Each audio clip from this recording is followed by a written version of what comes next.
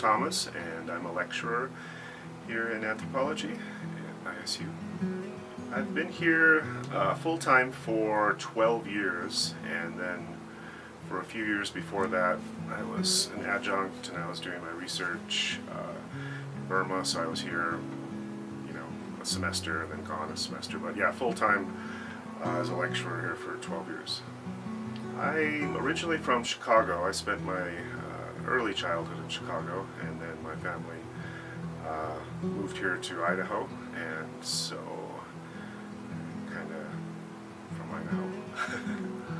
I got my bachelor's here at ISU in business, and then worked for a while, came back, got a master's degree in anthropology because I wanted to do something different, and then I went and studied at the University of Illinois under Dr. F.K. Lehman, who was the only anthropologist really at the time who had done research in Burma, which is where I wanted to do my research. So I worked at a large bank for a few years as a financial officer, and then as I said, I just wanted to do something very different, so I decided to quit that job and go back to school and study anthropology. I do my research in Burma, Myanmar, in Southeast Asia, and I've been there off and on for more than 20 years now, and primarily interested in issues of globalization. It's a country that was very isolated for half a century, and then began sort of engaging the outside world, and so yeah, I've been interested in particularly their attempts to develop an international tourism economy and how that has impacted sort of people on a local level in some of these areas.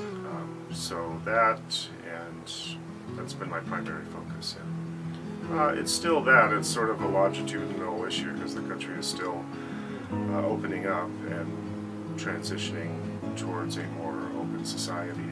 So I'll be going back this summer and just seeing how things are progressing and visiting old colleagues and friends. Sort of as an offshoot of what I was doing, I became interested in religious practices in Burma, heterodox practices, in other words, those that are not strictly Buddhistic in nature but have been sort of incorporated into the sphere of Buddhism, and various classes of ghosts and spirits that are called nats. So it's become kind of another interest of mine. Primarily, my main hobby is motorcycles. I love motorcycles, and I have 8 of them currently, and some old classic bikes. I love riding and fiddling with motorcycles.